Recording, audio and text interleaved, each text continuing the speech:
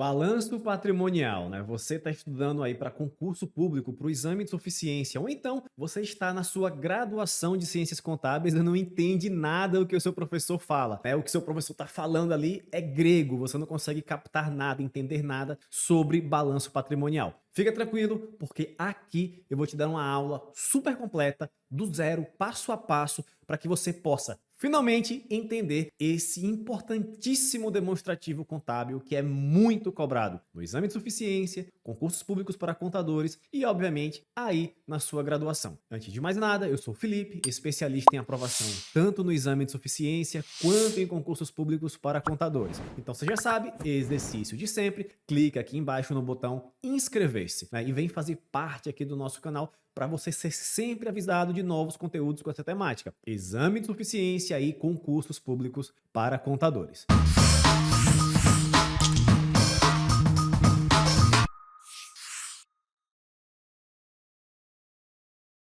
Bom, sem mais delongas, vamos lá para a tela do iPad para a gente conversar sobre balanço patrimonial. E vocês vão entender que não é esse bicho todo aí que seus professores na graduação, que o professor daquele cursinho tem um monte de videoaula, fica pintando para você. Pelo contrário, é um demonstrativo simples, mas que requer um pouco de atenção e que cai muito, como eu disse, em provas, concurso público e exame de suficiência. Beleza? Então vamos lá para a tela do nosso iPad. Bom, vamos lá, eu estou aqui embaixo, certo? Dá um oi para mim aqui. Então vamos lá para a nossa aula sobre balanço patrimonial. Show de bola. O que você precisa saber sobre esse conteúdo para suas provas, para concurso público? Bom, basicamente, o que você precisa saber aqui para concurso público, para exame de suficiência, para sua graduação, são esses 5 pontos aqui. O primeiro é o que é o BP, né, o conceito dele, o que é o balanço patrimonial, a organização, como que ele aparece, como é que ele é apresentado para as pessoas,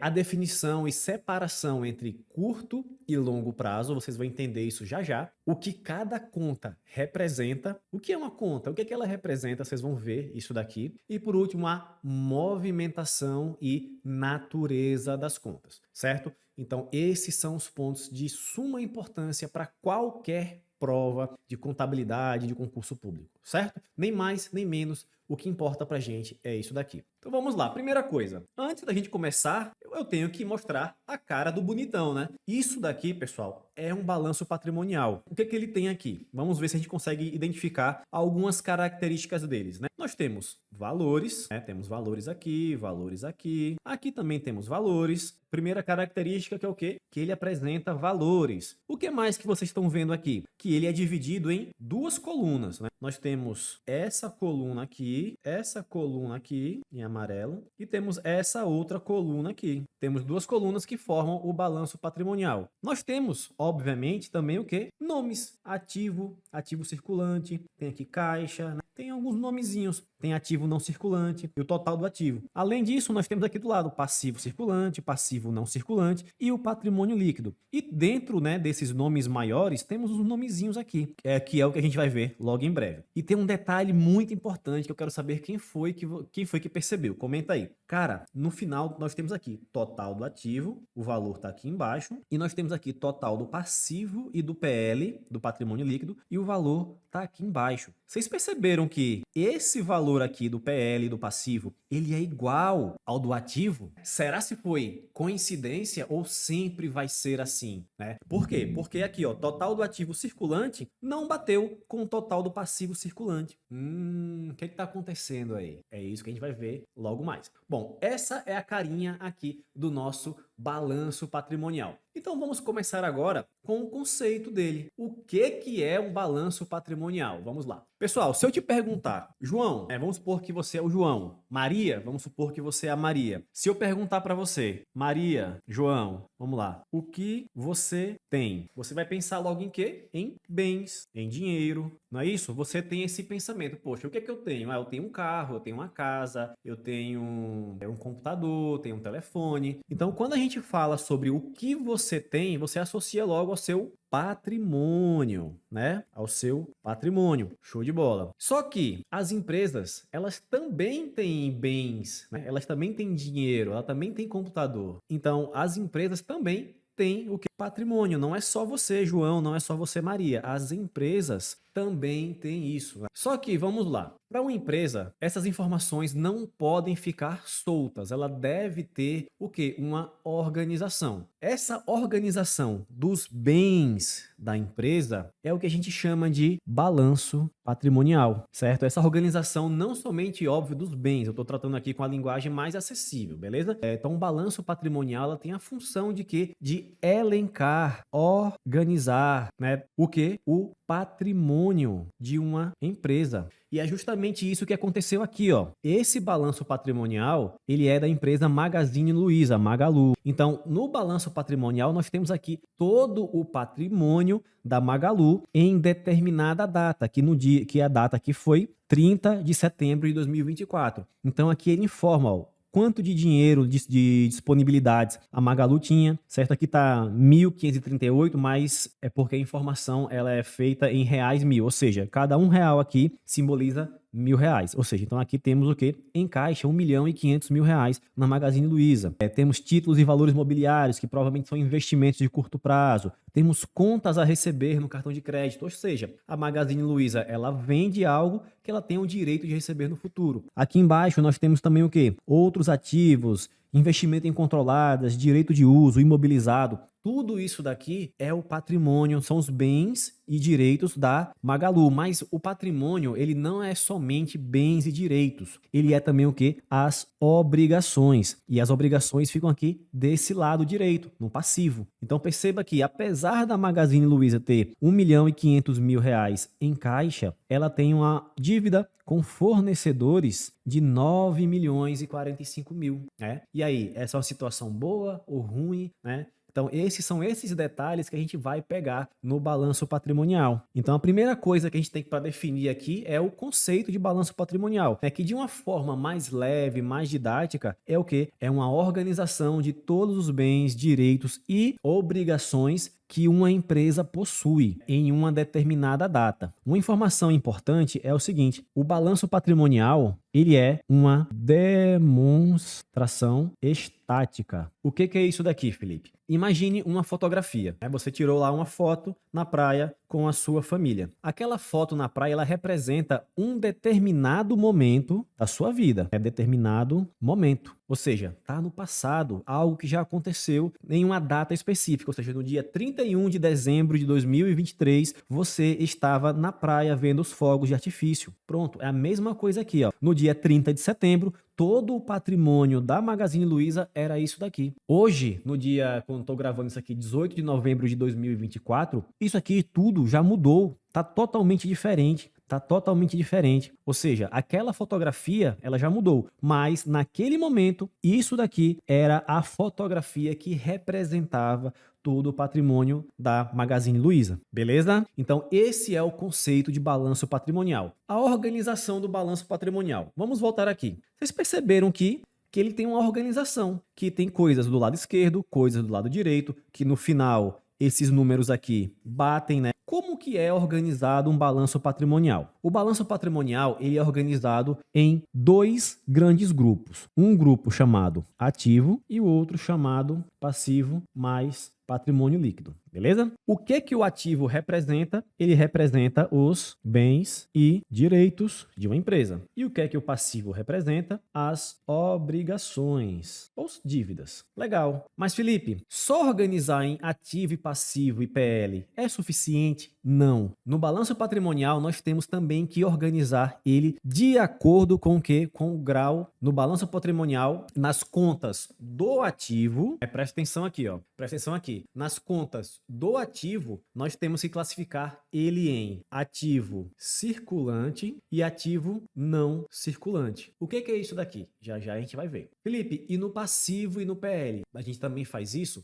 Faz sim. No passivo, nós temos que fazer uma organização em passivo circulante e passivo não circulante, mais o patrimônio líquido, beleza? E por que que existe essa separação? Essa separação ela existe por conta disso aqui, ó. No ativo circulante, você deve colocar todos os bens e direitos realizáveis no curto prazo. Já a gente fala o que é curto prazo. E no ativo não circulante, os bens e direitos de longo prazo. No passivo é a mesma coisa. No passivo circulante são as dívidas que você deve pagar no curto prazo e no passivo não circulante, as dívidas que você deve pagar no longo prazo. O ativo ele é organizado com um grau decrescente de liquidez, ou seja, o mais líquido primeiro para o menos líquido depois, e o passivo de acordo com o grau de exigibilidade, ou seja, o mais exigível primeiro até o menos exigível. Felipe, o que é exigibilidade? É basicamente qual dívida que você vai pagar primeiro. É isso, meu amigo. Qual dívida que você paga primeiro? Então, no ativo, você deve colocar primeiro o que é mais líquido, ou seja, líquido é aquilo que é ou dinheiro ou que vai se tornar dinheiro mais rápido. Por exemplo, qual que é a primeira conta que vocês viram lá no balanço patrimonial da Magazine Luiza? Caixa e disponibilidades. Por quê? Porque isso ali já é o próprio dinheiro. Qual que é a segunda conta? Vamos lá ver. A segunda conta já foi aqui, ó, títulos e valores mobiliários. Por quê? Porque são os investimentos de curto prazo, um CDB, um LCI, coisas que a Magazine Luiza vai sacar ali em até um ano, coisas rápidas, né? Qual que é a próxima? É o contas a receber. O que que isso representa? Nós vamos ver um pouco mais na frente. Representa todas aquelas vendas que a Magazine Luiza fez, mas que não recebeu ainda. Então note que o quê? Para a Magazine Luiza, o grau de liquidez é esse daqui. A conta mais líquida é caixa equivalentes caixa e a conta menos líquida é o intangível, que nós vamos ver um pouco mais na frente. A mesma coisa no passivo. Aqui está o quê? Primeiro as contas com maior grau de exigibilidade. Anote esse nome, exigibilidade. Quanto mais exigível, mais para cima vai ficar. Ou seja, quem eu tenho que pagar primeiro, eu tenho que colocar mais para cima. Quem eu tenho que pagar por último, tenho que colocar mais para baixo, certo? Então essa é a organização. O balanço patrimonial ele é dividido entre ativo, passivo e PL, e dentro do grupo ativo você vai fazer uma separação entre os bens do ativo circulante e os bens e direitos do ativo não circulante. No passivo, a mesma coisa. Você vai fazer uma separação entre as obrigações de curto prazo, que são as obrigações do circulante, e as obrigações do longo prazo, que são as obrigações do passivo não circulante. E por último, o PL, que nós vamos falar com mais carinho dele lá no final. E essa organização ela é feita por quê? Por conta do grau de liquidez no ativo, né? Primeiro as contas mais líquidas, por último as contas menos líquidas. É a ordem decrescente de liquidez. Já no passivo, nós temos o quê? As obrigações mais exigíveis primeiro até as menos exigíveis, ou seja, o grau decrescente de exigibilidade. Primeiro as mais exigíveis, por último as menos exigíveis. Beleza? Falamos aqui em curto prazo e longo prazo. Bom, deixa agora falar, deixa eu estar limpado nisso aqui, prontinho, vamos lá. Vamos agora falar sobre o que cada informação representa.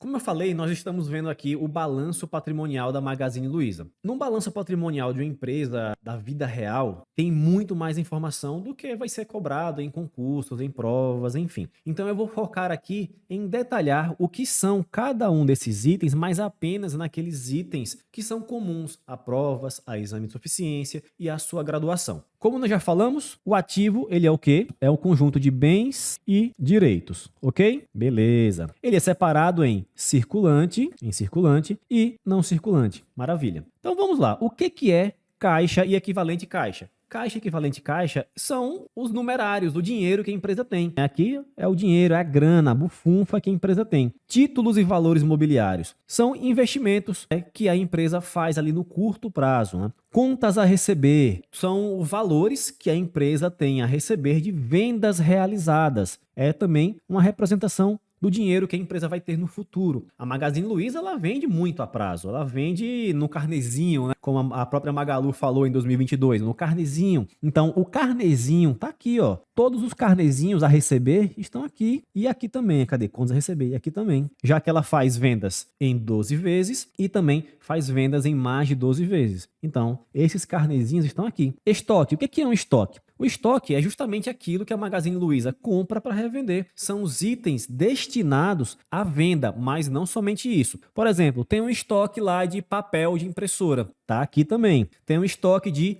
iPhone que ela vende, tá aqui também. Tem um estoque de Whey Protein que ela vende, tá aqui também. Então, tudo que ela for vender, tá aqui. E tudo que ela for utilizar como material de insumo, ela tem uma carga muito grande de material de limpeza para limpar os banheiros da sede da Magazine Luiza, tá aqui também, certo?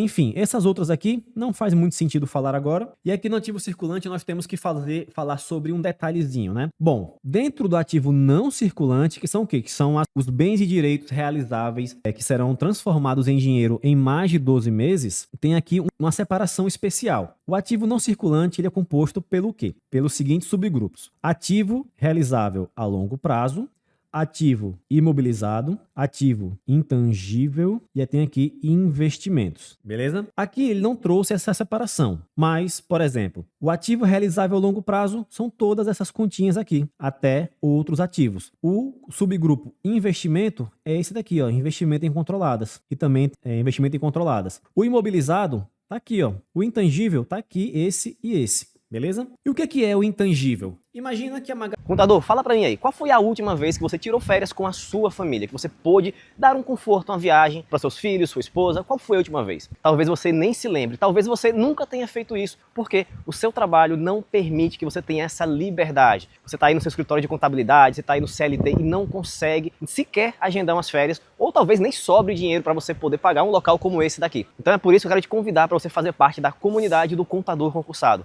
porque eu quero te mostrar uma forma mais eficiente de você estudar para concursos específicos para contadores e ser aprovado em um ano, estudando do jeito que eu falo, seguindo exatamente o meu cronograma de estudos. Então, se você quer, daqui a um ano, estar aqui curtindo com a sua família um local como esse, vai no primeiro comentário fixado, faz sua inscrição e vem para cá, para a comunidade do Contador Concursado. A Magazine Luiza ela tem um sistema contábil que ela desenvolveu. Esse sistema contábil, até mudar a câmera aqui. Esse sistema contábil, ele tem uma forma física, você consegue pegar nele igual aqui essa caneta? Não. O que mais? O sistema de controle de estoques que a Magazine Luiza tem e ela comprou de uma outra empresa. Você consegue pegar nesse sistema? Não. Ou seja, ele não tem uma forma corpórea. Ele vai gerar algum benefício para a Magazine Luiza, ou seja, ele é um bem, é um direito da Magazine Luiza, porém, ele não tem essa forma física corpórea. Então, ele é tratado como um intangível. Nós vamos ver isso mais à frente na aula do CPC 04, mas intangível é basicamente isso, são os bens e direitos que a empresa utiliza na sua prestação de serviço, na sua execução, no seu operacional e que não tem uma forma corpórea. Isso que é um intangível. Já o imobilizado são todos os bens utilizados na produção, no operacional da empresa, como por exemplo, uma máquina, um computador, o que é mais um carro. E ou seja, esses itens, ele tem o quê? Uma forma corpórea, ele tem uma forma física, beleza?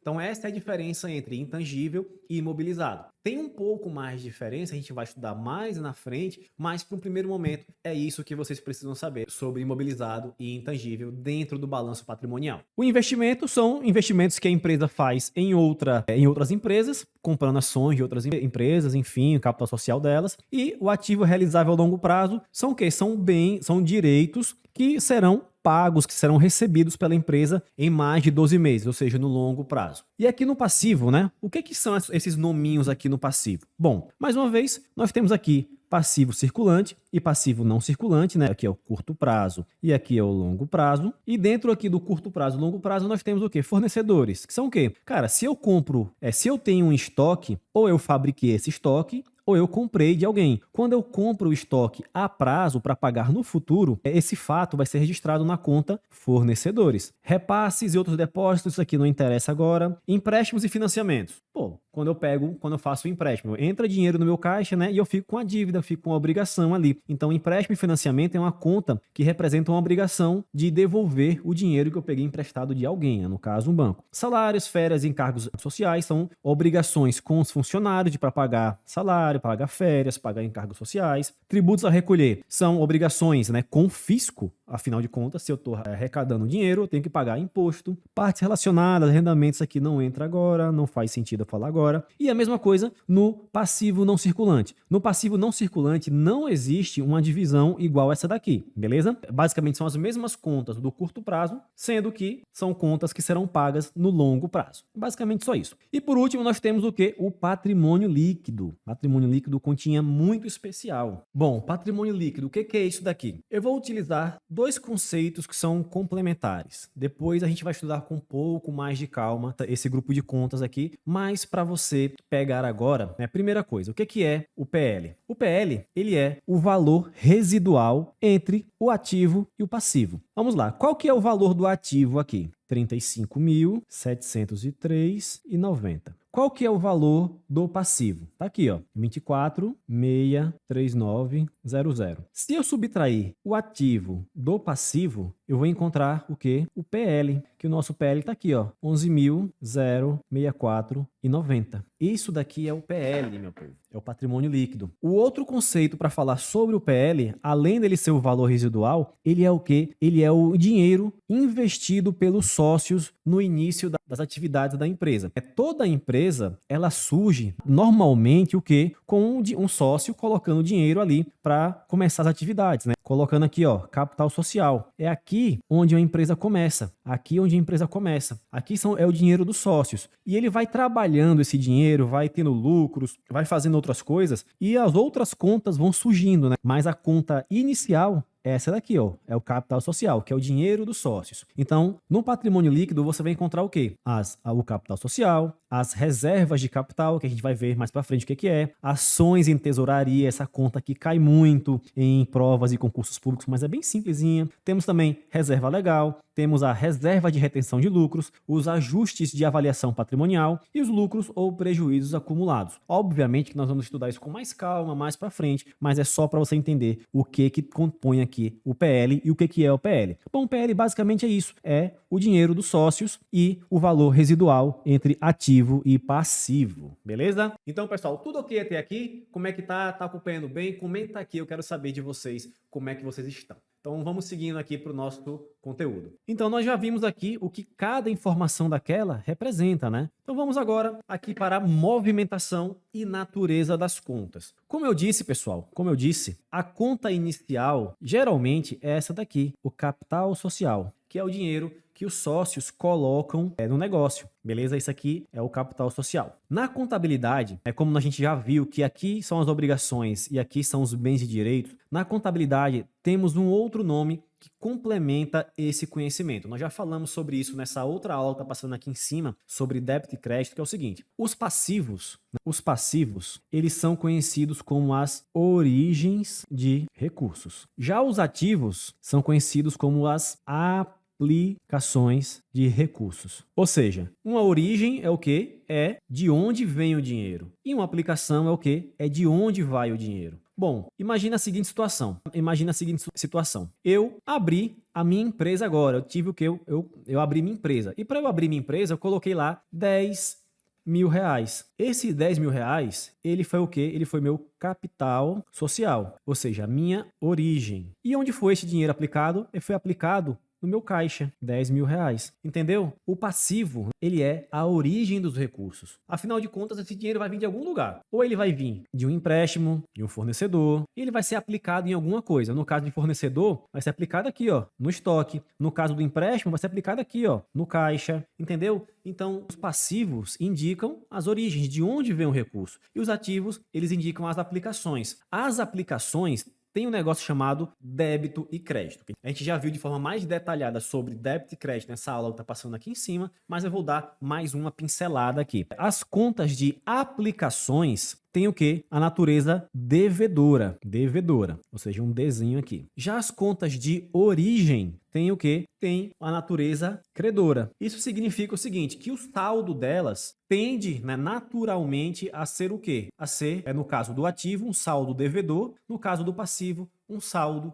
credor. Se ficou um pouco complicado agora, pode ficar tranquilo, porque com o tempo e com os exercícios, você vai pegando isso de uma maneira mais fácil, mais tranquila, certo? Então, só notar que passivo são as origens, ativo são as aplicações, os ativos têm natureza devedora e os passivos têm natureza credora. Pessoal, sobre balanço patrimonial, o que nós temos aqui é basicamente isso. Ah, tem um detalhe, uma informação muito importante que cai direto em provas de concurso público. Eu quero que você anote isso aqui. Eu vou até abrir a Lei 6404 para te mostrar. Bom, nós falamos que o ativo ele é dividido em circulante e não circulante. No circulante, os bens e direitos realizáveis no curto prazo, ou seja, nos próximos 12 meses, e no não circulante, os bens e direitos realizáveis no longo prazo, ou seja, mais de 12 meses, certo? Tem um detalhe. Imagina o seguinte, imagina que na minha empresa, que é uma empresa de educação, eu tenho um sócio, e esse sócio está passando por uma fase difícil na vida e ele pede um empréstimo à empresa. Ele não foi adiantamento de salário, nada, ele pediu um empréstimo mesmo. Em vez de pedir no banco, ele pediu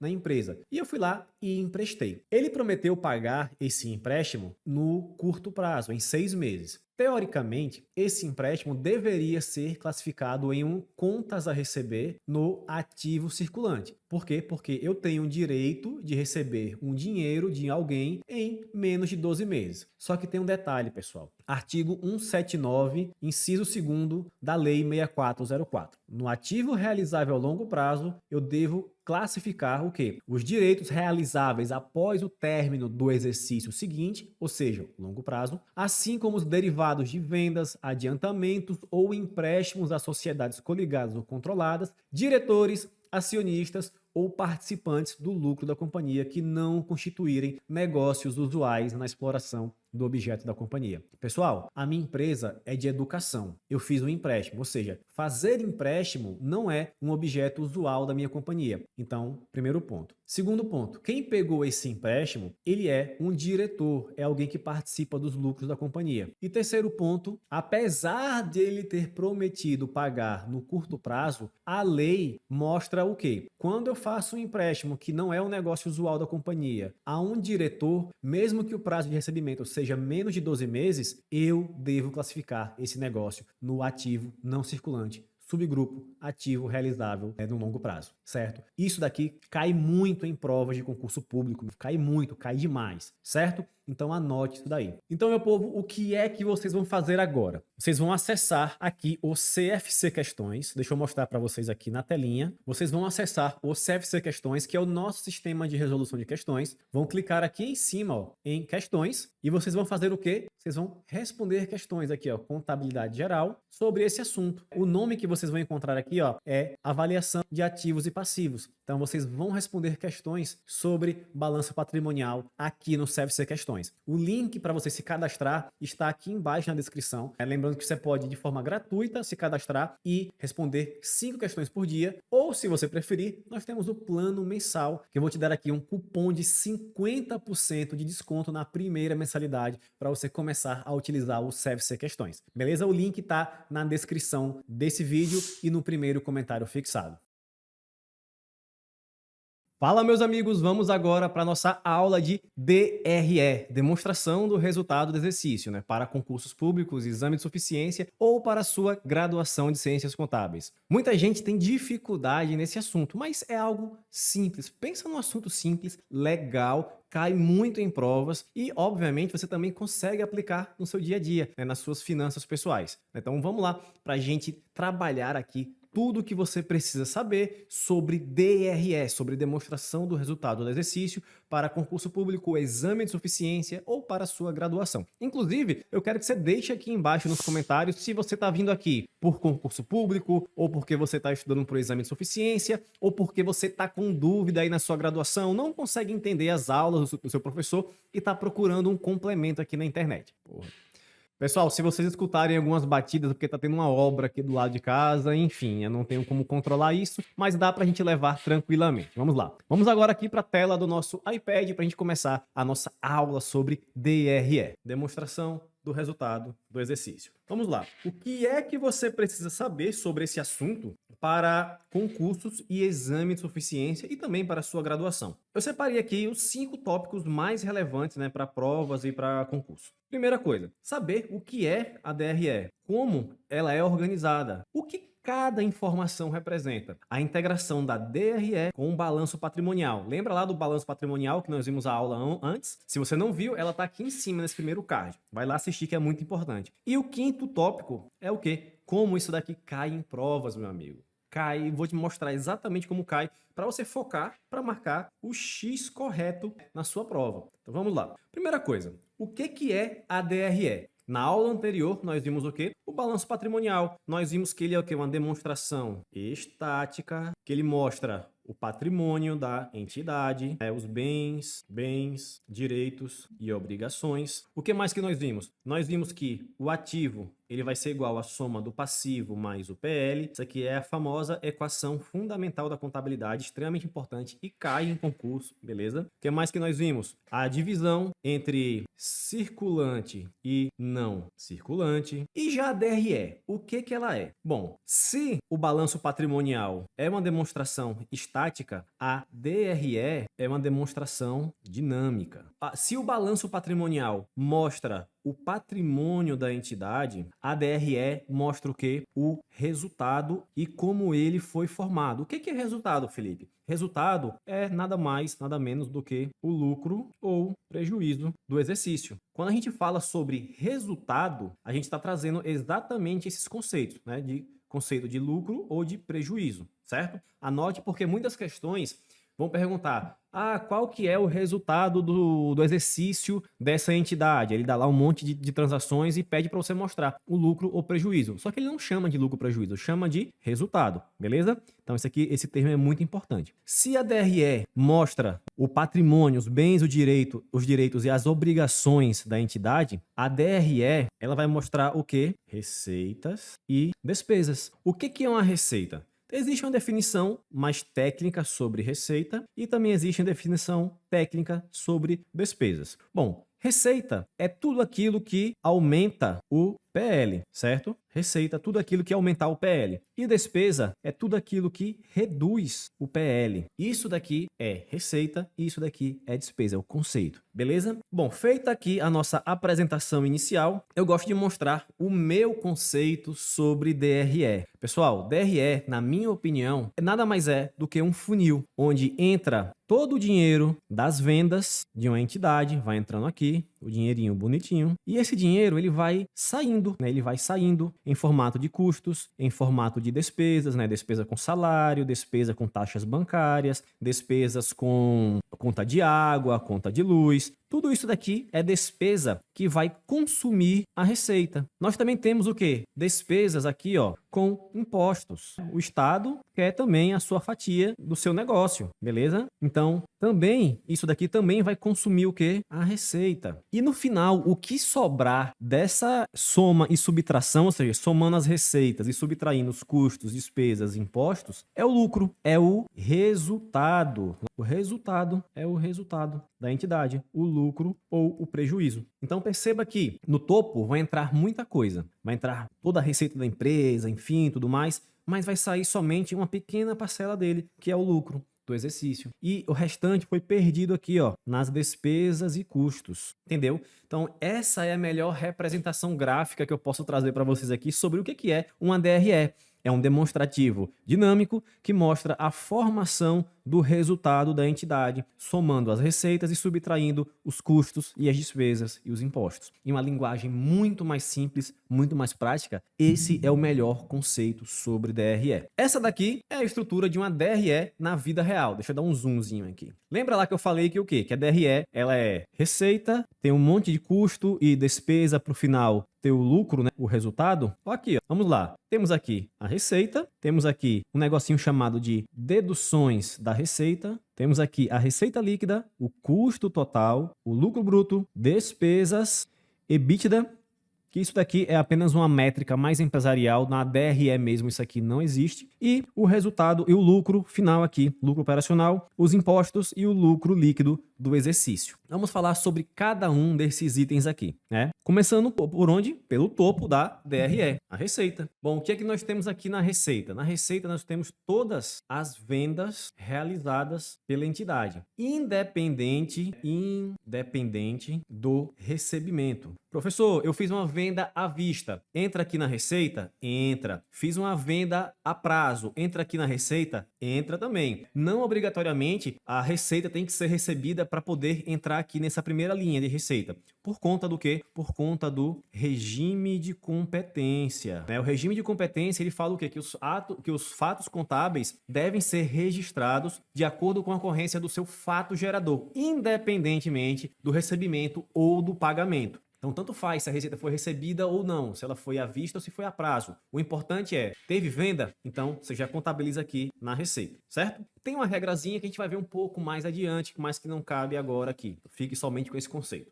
Próxima linha que nós temos aqui é o seguinte, impostos e cancelamentos. Nós temos aqui a receita bruta, temos aqui agora impostos e cancelamentos. O que é? O que vai aparecer aqui? Nos impostos, você vai ter impostos sobre a venda, sobre vendas, que geralmente é o quê? É o ICMS, é o PIS e o COFINS. São esses 3 impostos que vão aparecer aqui, deduzindo a receita bruta, beleza? Depois de deduzir a receita bruta, depois de subtrair a receita bruta dos impostos, nós chegamos na receita líquida de vendas. Assim, tem mais um detalhe, certo? Eu também vou fazer a dedução do quê? Dos cancelamentos, né? Abatimentos, cancelamentos, vendas canceladas, tudo vai entrar aqui, tá bom?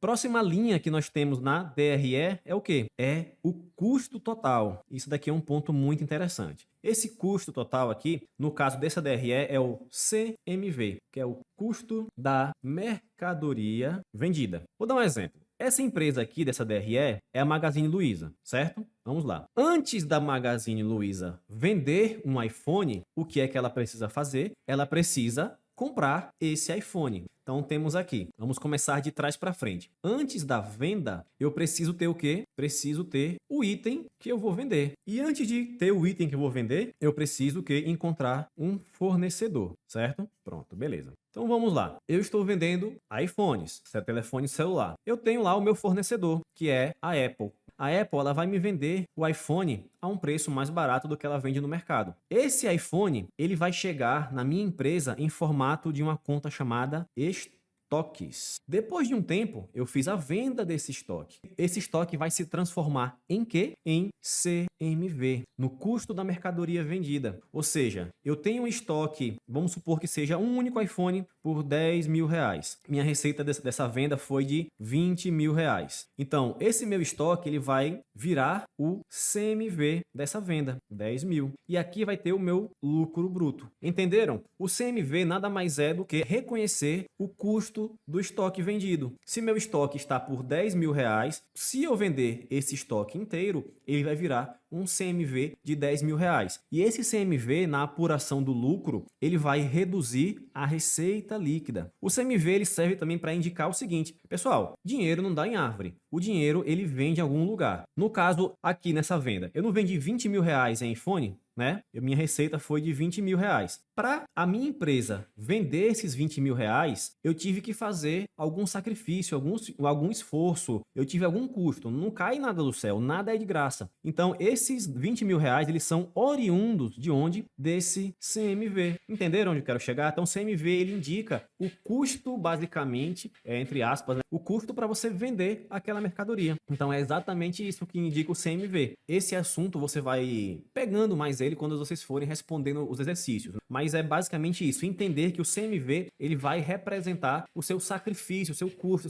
o seu esforço para poder ter aquele faturamento ali, tá bom?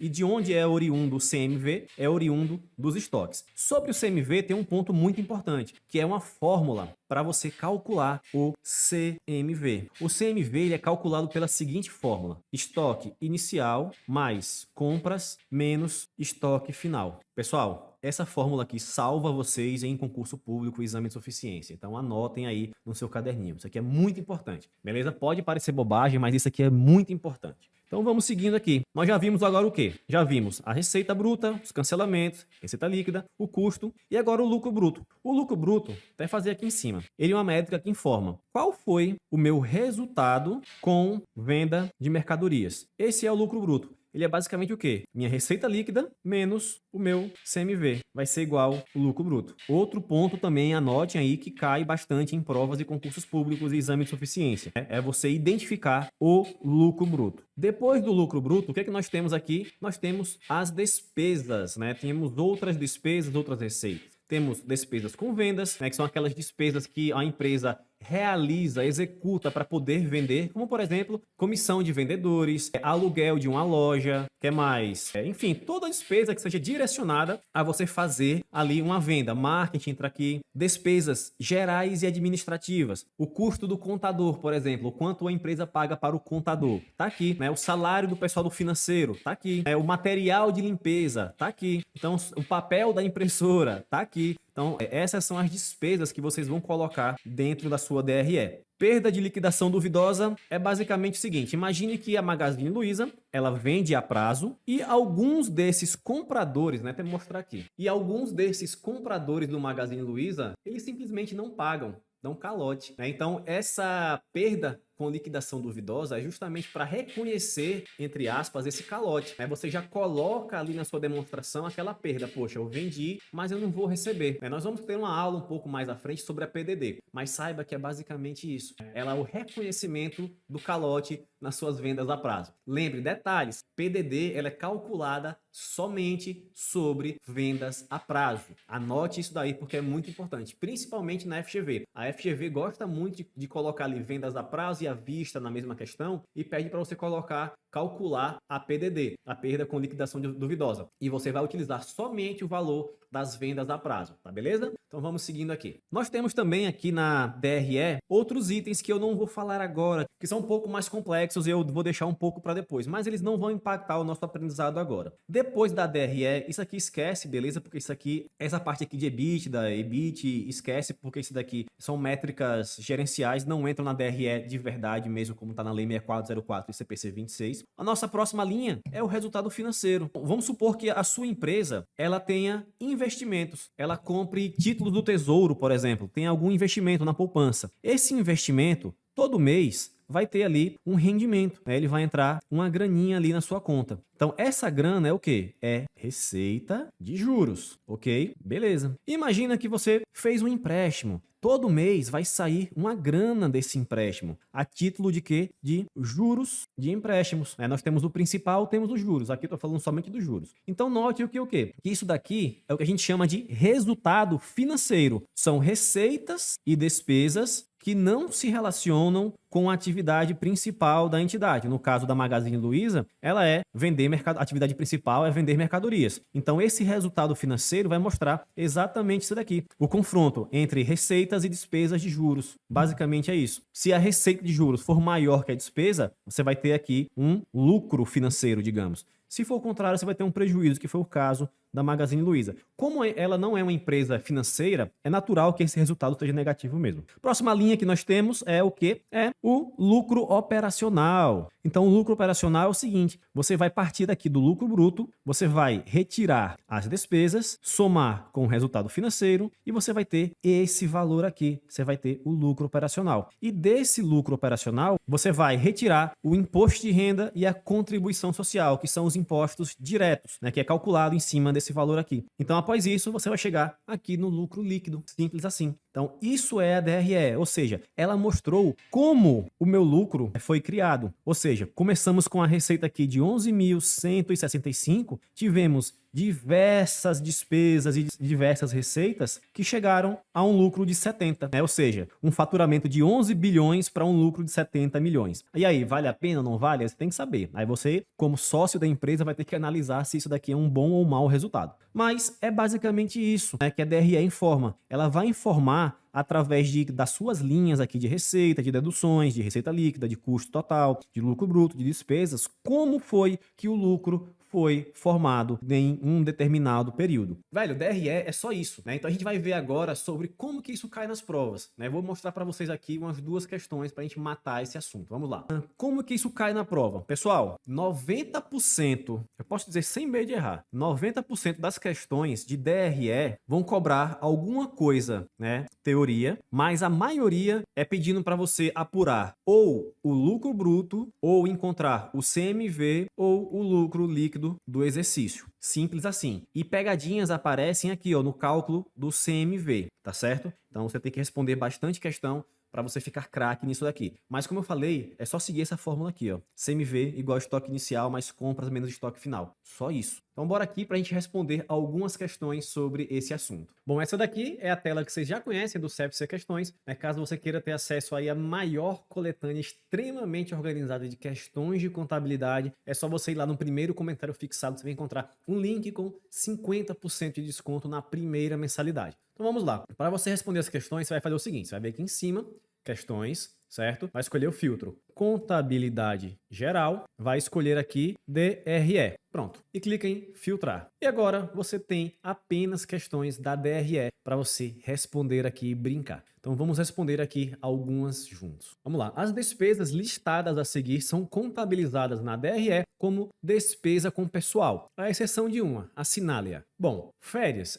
é uma despesa com pessoal? É. Assistência médica é uma despesa que você paga, que você gasta com seus empregados? É. Comissões de venda? Não sei. Gratificações aos empregados? Eu também acho que é uma despesa com pessoal. Então, só a letra C que não vai ser. Tem aqui, ó, comentáriozinho bonitinho aqui para você também. Próxima questão. Assinale a alternativa que indica, olha só, como eu falei, o lucro bruto, o valor do lucro bruto e do lucro líquido, respectivamente, em 31 de dezembro de 2019, após o encerramento do exercício, conforme balancete a seguir. Ele está pedindo o quê? O lucro bruto e o lucro líquido. Primeiro, vamos começar pelo lucro bruto, certo? Por quê? Note que nós temos aqui apenas dois valores, 185 e 145. Então vamos começar aqui para a gente começar a eliminar alternativas. O lucro bruto eu encontro ele como? É receita líquida menos custo CMV. Então vamos lá. Qual que é a minha receita líquida? Tá aqui, ó, 370 mil reais. Qual que é o CMV? 185. Então subtraindo a receita líquida do CMV, nós temos o quê?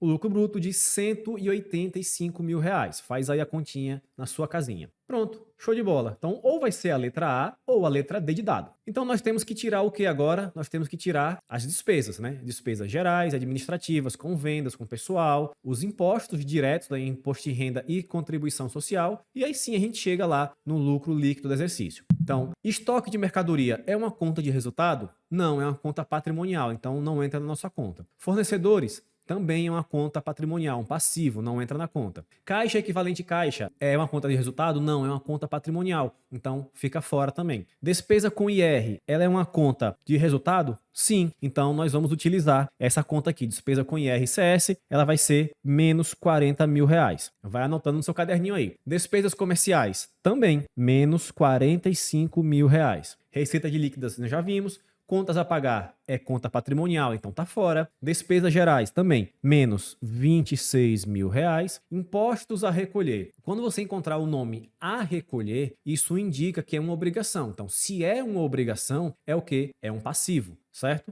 É um passivo, então isso aqui é uma conta patrimonial, tá fora aqui da nossa conta. Clientes, a mesma coisa, uma conta patrimonial. Capital social, a mesma coisa, conta patrimonial. CMV nós já vimos. Imobilizado líquido é uma conta patrimonial, tá fora. Aqui, ó, o resultado financeiro, nós temos receitas financeiras e despesas financeiras, né? Receita, 3 mil, despesa financeira, 7 mil. Ou seja, nós temos um resultado financeiro de prejuízo de 4 mil. Então pronto. Então basta agora subtrair, né? Fazer esse somatório dessas despesas todas que nós falamos e subtrair lá do lucro bruto. O meu lucro líquido do exercício vai ser 70 mil. Então, nossa resposta, letra D de dado, vai ser 185 e meu lucro líquido do exercício, 70 mil reais. Próxima questão. Uma sociedade empresária apresentou as seguintes contas contábeis em seus respectivos saldos em 2019. Considerando apenas as informações apresentadas de acordo com o CPC 26, o resultado líquido do exercício, ou seja, o lucro líquido, em 2019 é o quê? Cara, igualzinho a outra questão. Igualzinho, igualzinho, igualzinho. Então eu vou deixar essa daqui para vocês responderem, beleza? E na verdade, pessoal, as questões vão acabar sendo uma repetição.